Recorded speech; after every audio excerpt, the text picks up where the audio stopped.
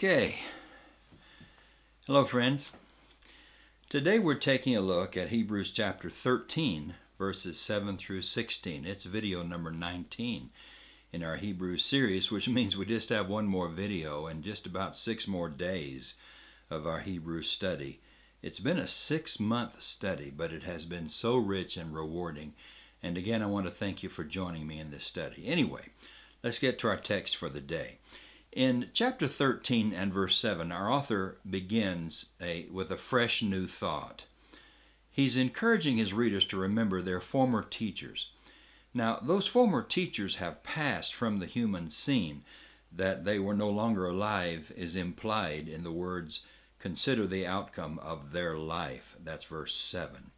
However, although the leaders were gone, their example and teachings remain. What does the author want his readers to do? He wants them to hold on without compromise to the teachings of their former leaders. Remembering their leaders, they are to follow the example of their faith. Novel teachings, new teachings, he calls them strange teachings in verse 9, must therefore be avoided. In that verse, our author writes that it is the grace of God, not foods, that Christians must rely on. Now, let's back up to verse 8. This is a famous passage in the New Testament. Jesus Christ is the same yesterday, today, and forever. But it's a verse that I think we can easily take out of its context and give it a meaning that the author did not intend. There, he writes about the unchangeability of Jesus. But I want us to note the author's flow of thought from verse 7 to verse 8. The connection of the thought in verse 8, the unchangeability of Jesus, to the preceding thought in verse 7 is that when their leaders first spoke to them the Word of God, the subject of their preaching was Jesus Christ. The Jesus whom they preached is still the same Jesus, the author tells his readers, and the gospel from heaven that announced Jesus is the same gospel. The point here is that Jesus is never to be superseded. Any new doctrine, any new teaching, now we are connecting verses 7, 8, and 9, any new teaching is therefore an infringement on Jesus' inherent authority. So he says in verse 9, don't be led away by strange teachings. A strange teaching would be one that was foreign to sound apostolic teaching. There is no need for new teachings. Besides that, the author says we don't want you to accept new teachings because Jesus is the same forever. His gospel will not change. Of course, it is clear in verse 9 that these strange teachings were in some way connected with foods. So, let's talk now about verses 10 through 16. In those verses, the author mentions that those who live under grace, go back to verse 9, those who live under grace have rights and privileges that are unique.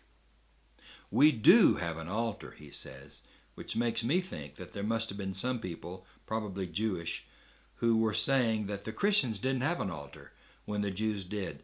The writer of Hebrews says, we Christians do have an altar, but it is different from and superior to any altar of Judaism. It's an altar that is exclusive in character, for not everyone can share in it. And what is this Christian altar? Perhaps we should understand it as the sacrifice of Christ, with the meaning that to partake of the altar is to partake of the sacrifice of Christ. We Christians have an altar because we have a sacrifice, the once-for-all self-offering of Christ. Now, if this is the correct interpretation of the identity of the Christian altar, then those who have no right to eat of this sacrifice, there are those who have no right to eat of it. And now we remember how the priests of the Old Testament shared the meat and the food that was offered as sacrifices.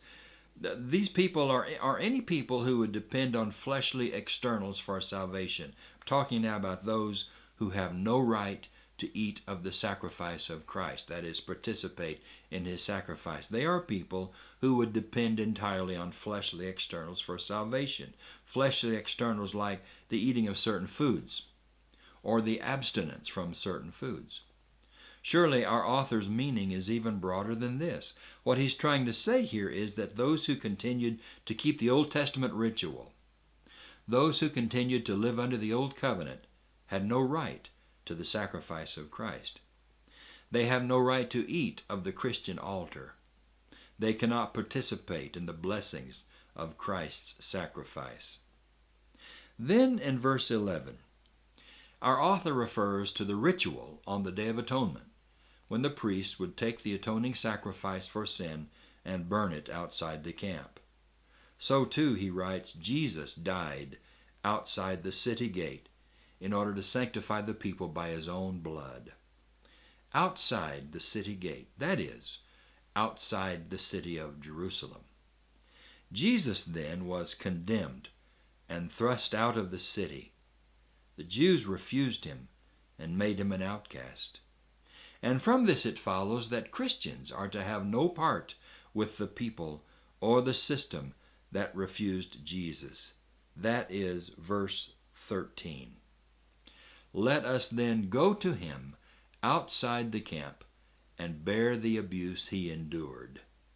The encouragement is for the readers to break all ties with Judaism. Since in the Old Testament the camp represented the religious community of Israel, to go outside the camp means to make a clean break with unbelieving Israel. The readers, then, are urged to sever all ties with Judaism. The author's flow of thought continues in verse 14. To go away from the camp was not easy, for those Jewish Christians in particular. But if Christians like Christ must be cast out, what does it matter? That's what our author is telling us here. What does it matter? Nothing earthly is dear to Christians. They are outcasts, homeless, like Abraham. They are looking forward to the city that is to come, the city that has foundations. Then the author closes this paragraph by describing the sacrifices that Christians make. They are all spiritual sacrifices, unlike the sacrifices of the Old Covenant. The sacrifice to be offered by us Christians is a sacrifice of praise, verse 15. It is described as the fruit of lips that confess the name of Christ. But, our author says, even this sacrifice is not sufficient. We must not neglect to do good and to share what we have, for such sacrifices are pleasing to God. Verse 16. Let's summarize what this passage may mean to us. First, we, those who follow Jesus, enjoy benefits and blessings which are not available to those who do not participate in the altar or the sacrifice of Christ. Yes, how blessed we are. Second, we must not adopt new teachings which are foreign to apostolic teaching, for Christ has not changed, and his gospel will not change. And so we should be on the lookout, on guard against new teachings that are not endorsed by Jesus and his New Testament spokesman. Third, we should sever all ties with other religions. Christianity is the only one deserving of our loyalty. Fourth, we should cultivate a willingness to join Jesus outside the camp and bear the abuse he endured. Are we willing to suffer the abuse and persecution for Christ that are sure to come? We should offer sacrifices of praise, finally. We should offer sacrifices of praise and good deeds. We should share what we have. There's more than meets the eye in this passage, wouldn't you say?